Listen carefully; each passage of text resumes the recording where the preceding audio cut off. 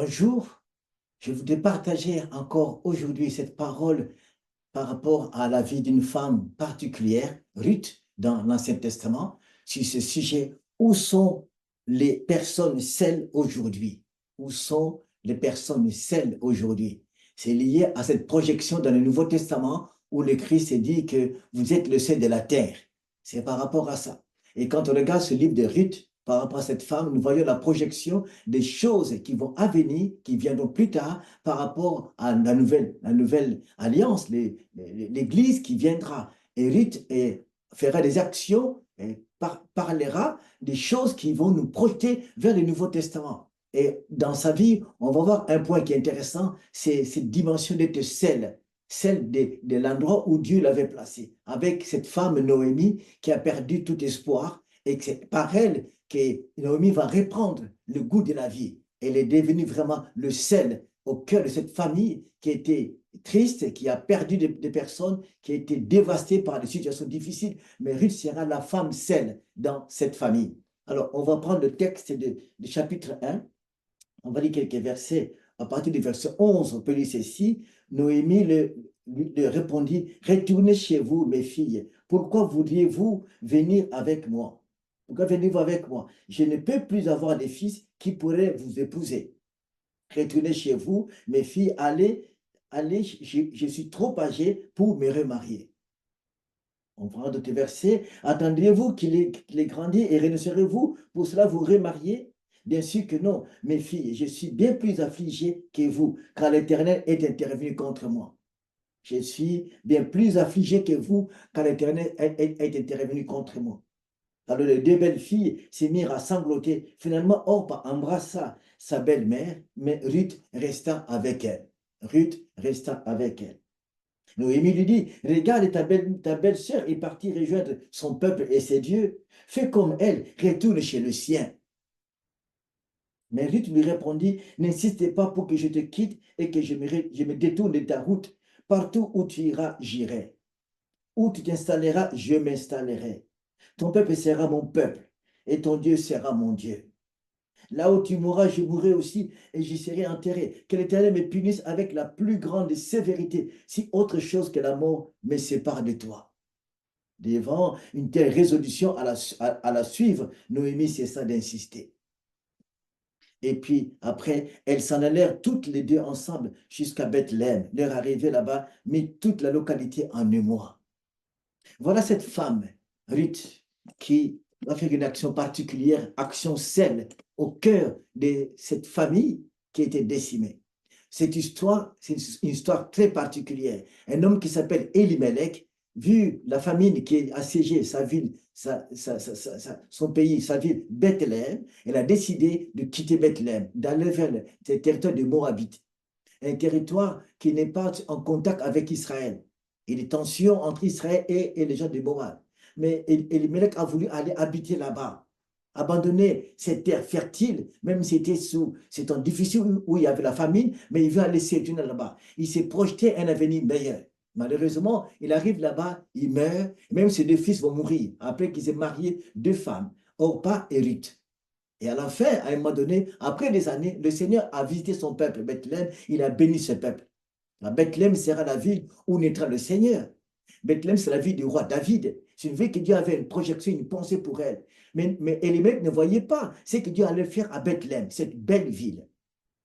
Et du coup, Noémie, après ce temps de souffrance, père de ses deux fils, est devenue veuve. Elle est résolue de rentrer maintenant à Bethléem. Alors, elle était au point de départ. Il y avait un moment de séparation qui va arriver. Elle s'est séparée de son mari, elle s'est séparée de ses deux fils, pour toujours. Mais en ce moment-là, il y a encore deux personnes vivantes qui sont avec elle. Ces deux belles filles. Elle veut s'en séparer dans le projet, retourner toute seule à Bethléem. Elle était partie à trois personnes, il y était quatre personnes, elle va retourner seule. Mais pendant qu'elle parle de cette séparation, Ruth prend une autre décision. C'est ce qu'on va partager maintenant. Où sont les personnes celles aujourd'hui? Les gens qui peuvent redonner le goût à ceux qui souffrent, à ceux qui n'ont plus d'espoir, à ceux qui sont désespérés. Où sont ces gens-là? Où sont-ils? Et quand le Seigneur parle que vous êtes le sel de la terre, si le sel perd sa saveur, avec quoi la salera-t-on? Ce sel ne vaut plus rien. Il n'est bon qu'à être jeté dehors. Quand le Christ parle de sel, il sait qu'il y a quelque chose qui se passe. Nous sommes appelés à être sel de la terre. Il dit, vous êtes le sel. Nous ne devons pas chercher.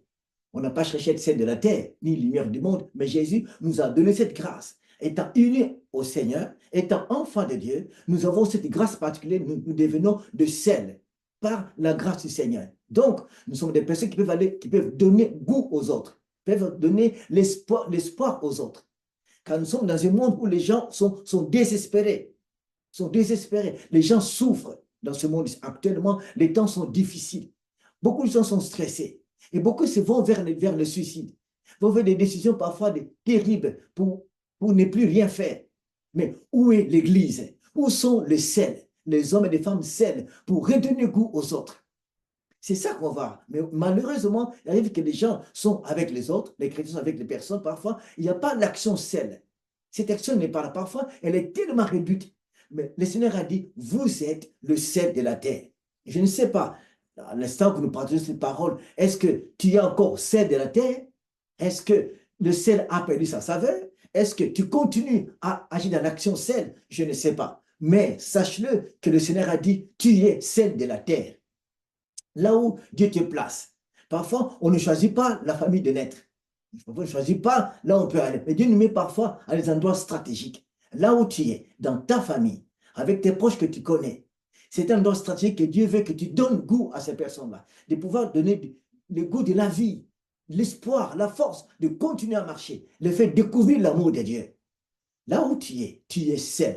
Je ne sais pas si là où tu vis l'environnement, est-ce que les gens sentent le goût? Est-ce qu'ils ont repris goût à vivre? Est-ce qu'ils ont découvert l'amour du Seigneur? Mais cette femme, elle n'est pas juive. Elle est du Moab.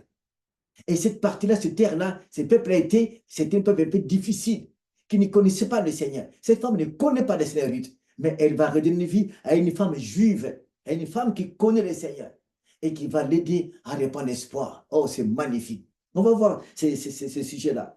Aujourd'hui, comme je disais, il y a beaucoup de gens qui ont perdu l'espoir, qui n'ont plus goût à la vie.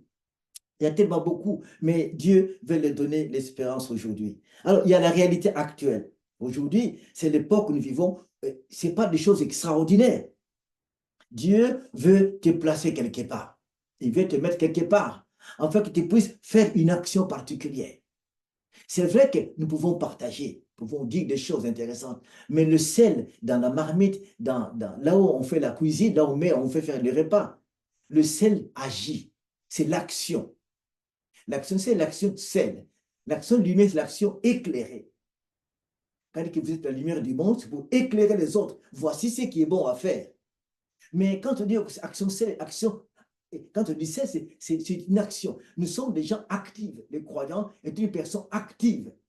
En agissant là où il est, il va impacter les autres. Action sel, c'est action d'impacter l'entourage, d'impacter là où je suis. Le croyant qui est sel ne doit pas être impacté par les autres. Mais maintenant qu'il est devenu sel, par la grâce de Dieu, je suis appelé à impacter les autres. Que je suis là, je vais impacter les autres. Mais comment cela se fera-t-il? C'est d'une façon ou d'une autre, là où Dieu te place. Mais je ne sais pas si actuellement, tu as commencé à impacter les autres dans l'action sel, pour qu'eux aussi retrouvent la grâce et retrouvent le sens de la vie et commencent à marcher avec le Seigneur. La réalité aujourd'hui, il y a des gens qui souffrent. Même dans l'église, il y a des chrétiens qui sont fatigués, qui sont tellement fatigués qu'ils font semblant d'être là, mais ils sont déconnectés du Seigneur. Mais qui va les aider? L'action sel n'est pas qu'à l'extérieur. L'action sel, c'est aussi au cœur de l'église. C'est drôle que quelqu'un qui doit être sel, qui n'est plus sel, dont il est lui-même dessalé, mais une autre personne peut venir par là pour l'aider, pour l'impacter dans ce qu'il est, pour qu'il puisse reprendre vie. L'apôtre Paul dit, encouragez-vous les uns les autres. Encouragez-vous, priez les uns les autres, car celui qui est fatigué a besoin d'être encouragé. Tu peux faire une action sel dans ton église, dans ta famille, dans ton travail, avec tes collègues, avec tes amis, tu es sel de la terre. Alors, cette femme, on verra ça de quelques points particuliers. Le premier point qu'on va voir avec elle, elle est déconnectée pour devenir sel. Déconnectée pour devenir sel. Déconnectée de quoi? Ruth avait un passé. Souvent, vous savez que le passé est là. On ne peut pas l'oublier.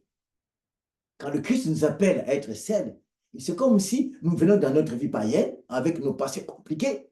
Mais quand nous venons chez lui, nous nous déconnectons de notre passé. Notre passé n'a plus d'emprise sur nous. Notre passé est là. On ne va pas oublier. Le passé est toujours là. Mais nous sommes déconnectés du passé. Si le passé continue à te faire mal, si le passé continue à te ronger, tu te rappelles, tu te passes, ah oui, j'étais, ah oui, j'avais fait, ah oui, jamais tu seras le seul normal qui va impacter les autres. Parce que, par exemple, si tu avais une vie paisible, tu étais bien à l'époque, selon toi, et que tu as appris beaucoup de choses, et qu'aujourd'hui, tu es en face de quelqu'un qui est riche, qui a de l'argent, qui va dire que oui, moi aussi j'étais riche, moi aussi j'avais ça. Tu ne fais pas l'action celle, tu fais action de regret. Or, nous devons nous déconnecter du passé. Le passé, là, on ne va pas l'oublier, mais on n'est plus attaché à ça. On n'est plus touché par le passé parce que le Christ nous a libérés. Il dit que vous connaissez la vérité et la vérité vous rendra libre. Donc, le passé, quelle que soit sa forme, Jésus t'a déjà pardonné. Il t'a pardonné. Donc, le passé est là, ça reste dans le passé. Mais je deviens par sa grâce celle pour la terre, pour la ville, pour les personnes, pour les régions, pour les familles, pour les amis. Je suis celle. Alors, première chose, déconnecter pour devenir sain. Et du coup, quand on voit cela, c'est le miracle de la nouvelle naissance. Le Christ nous a sauvés, nous sommes sauvés par sa grâce, nous sommes nés de nouveau. C'est ce miracle-là. Nous devenons nouvelles créatures. Nous devenons celles de la terre par rapport aux autres. C'est ce qui est magnifique. Or, Ruth avait son passé, un passé dur. Elle a perdu son mari. La vie conjugale est détruite.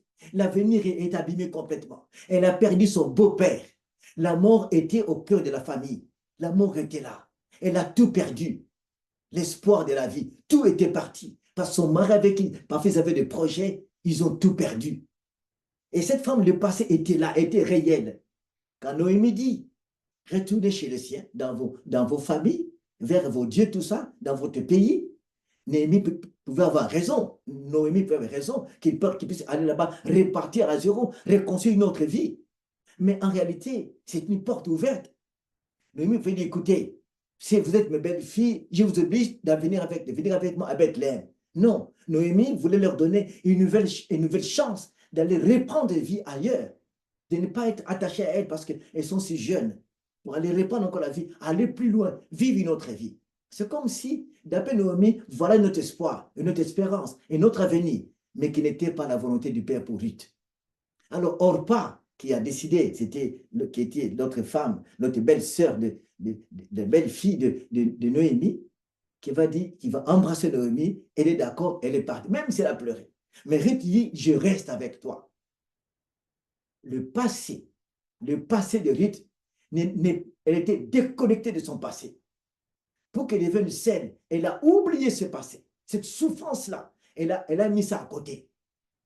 Si elle était attachée à son passé, elle devait rentrer directement d'écouter, c'est l'occasion favorable, je rentre chez moi, vers ma famille pour réconcilier notre vie. Mais déconnectée du passé, elle se tourne vers une personne dont elle ne connaît pas beaucoup plus parce que l'avenir est sombre. Déconnectée pour avancer. Chers amis, si je suis toujours attaché à mon passé, si le passé toujours continue à me faire mal, à ne pas revenir, jamais, jamais, je serai le seul qui va impacter les autres. Parfait. Quand le passé va remonter à la surface, le sel va appeler sa saveur. Je ne sais pas. Est-ce que tu vis ces phénomènes-là ou parfois ton passé remonte, ça te ronge tellement que à cette période-là, tu n'es plus sel. Tu commences à être menacé par ton passé. Oui, le passé doit être à côté, abandonné parce que Jésus nous a libérés. À moins que tu ne sois pas libéré de quelque chose. Mais si Christ t'a libéré, il t'amène à cette action saine. Ça, c'est la grâce. Merci notre Seigneur pour la grâce qu'il nous a faite de vivre cette dimension profonde des essais de la terre. Première chose qu'on a dit, déconnecter pour devenir sain. Deuxième chose qu'on va voir aussi, qui est très important, être à la hauteur du ciel. Être à la hauteur du ciel. Oui, Ruth sera à la hauteur du ciel. Écoutez ce qu'il va dire. Naomi lui répondit, retourne vers le ciel. Et puis, pourquoi viendrez-vous avec moi? Je ne peux plus avoir des fils qui pourraient vous épouser. Il leur dit ça. Mais à la fin du texte, il dit à la fin, alors les deux belles filles s'est mirent à sangloter, à pleurer. C'est normal parce qu'ils vont se séparer. Les deux ont pleuré. Mais la réaction de Ruth, Finalement, on embrassa sa belle-mère, mais Ruth resta avec elle. Être à la hauteur du sel. Être à la hauteur du sel.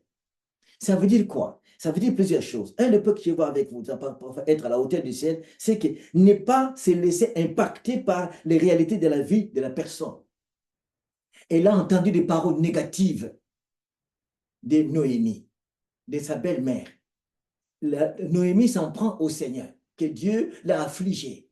Noémie, son cœur est rempli d'amertume, de tristesse, de souffrance.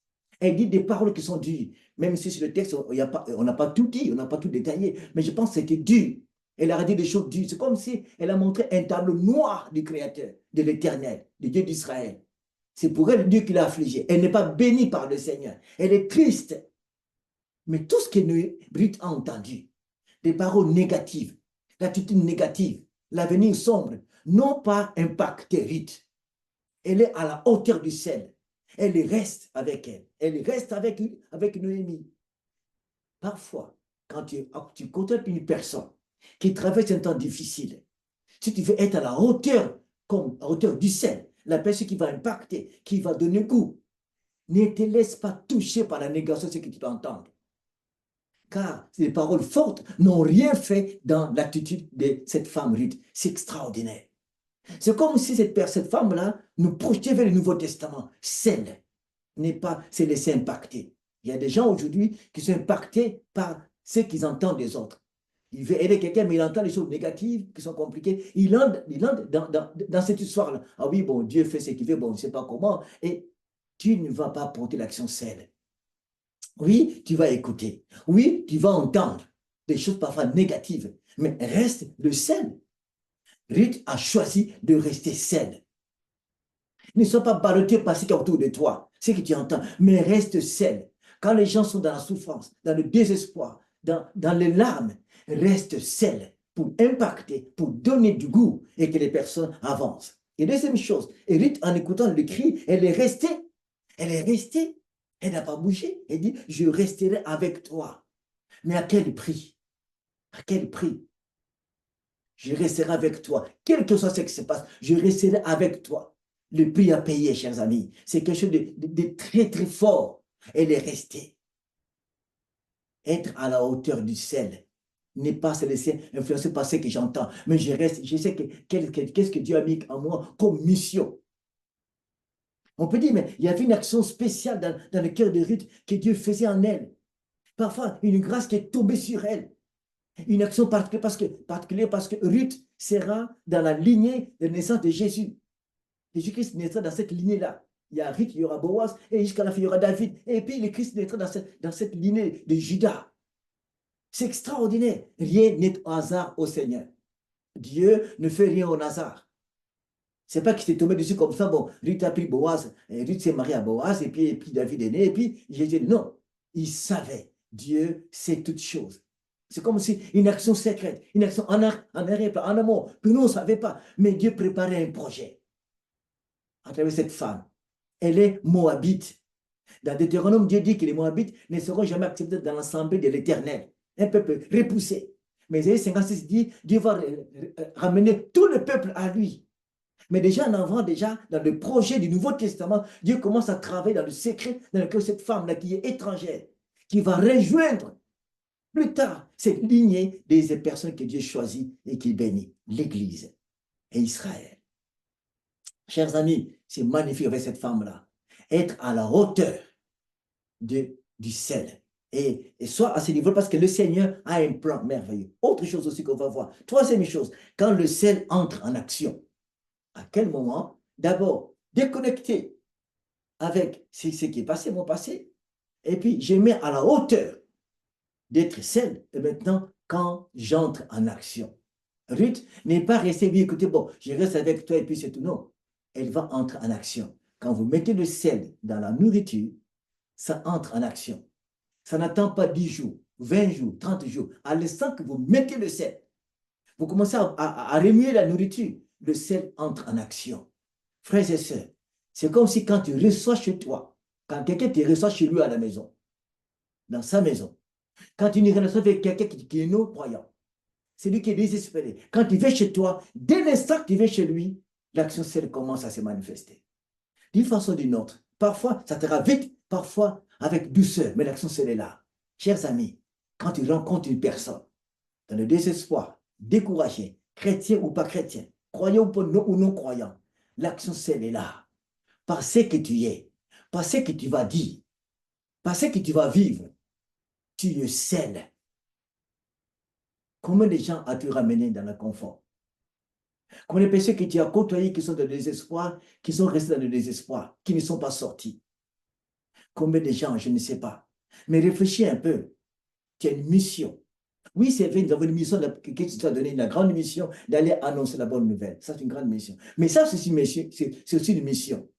C'est une mission que tu as. Être seul, c'est une mission que Dieu t'envoie. Va aider l'autre. Vas-y.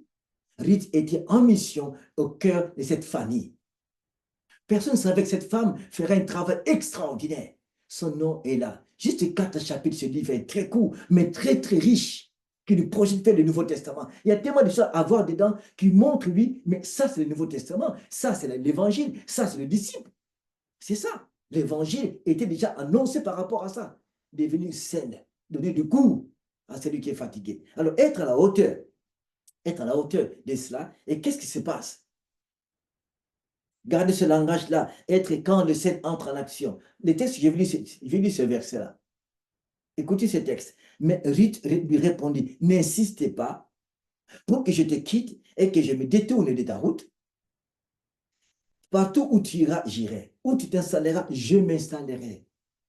Ton peuple sera mon peuple et ton Dieu sera mon Dieu. Là où tu mourras, je mourrai aussi.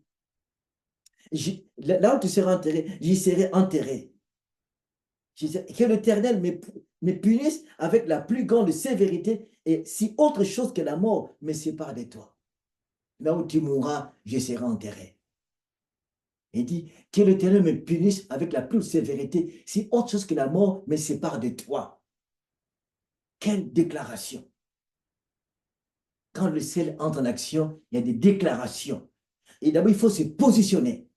Il s'est positionné. Je ne change pas. Je ne bouge pas. Elle entend des paroles négatives, des paroles qui sont décourageantes, mais elle prend position. Je reste avec toi. Ton peuple sera mon peuple. Ton Dieu sera mon Dieu. Je serai avec toi. Je mourrai là où tu mourras. Je serai enterré à côté de toi. Jusqu'à la mort.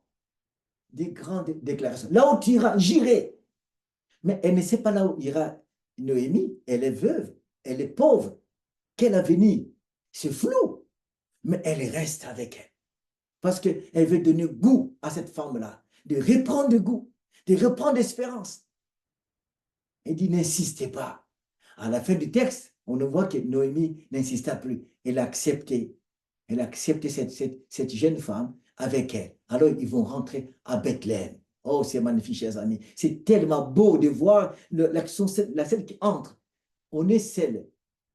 On est à la hauteur. On est déterminé. On entre en action avec des déclarations. Je ne me laisse pas impacter par ce que je vois, mais je déclare des choses, des paroles fermes qui vont aider la personne à aller plus loin, à l'encourager, à la soutenir. Ce que je vais faire, ce que je vais dire, mes gestes, tout ça, la personne qui est en souffrance va m'observer. Si ce que je dis, ce que je fais, que l'autre regarde que ce n'est pas digne, ça ne l'aide pas, c'est décourageant. Alors fais attention. Si tu accompagnes quelqu'un qui est dans la souffrance, qui sait que ça ne va pas du tout, fais attention. Vis pleinement l'action saine à côté de la personne. Parce qu'il te faut à ce niveau-là te garder, prendre des positions par rapport à ça. Quand tu entres en action, Ruth a déclaré des choses, il y a des déclarations, il y a des choses à proclamer, et l'attitude à prendre par rapport à ça. Et elle s'est bien positionnée, et le Seigneur l'a secouru, et c'est magnifique. C'est positionner et s'assurer, et avoir un langage qui amène l'autre à être béni. Elle était positionnée. Il y a un langage aussi, un langage magnifique. C'est ce qui est extraordinaire par rapport à cette femme-là.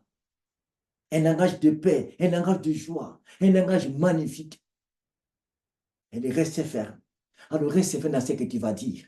Sur ton attitude, ta façon de faire. Ça peut prendre du temps, mais malgré le temps que ça va prendre, tu es pour cette personne une bénédiction. Ruth n'avait rien en main.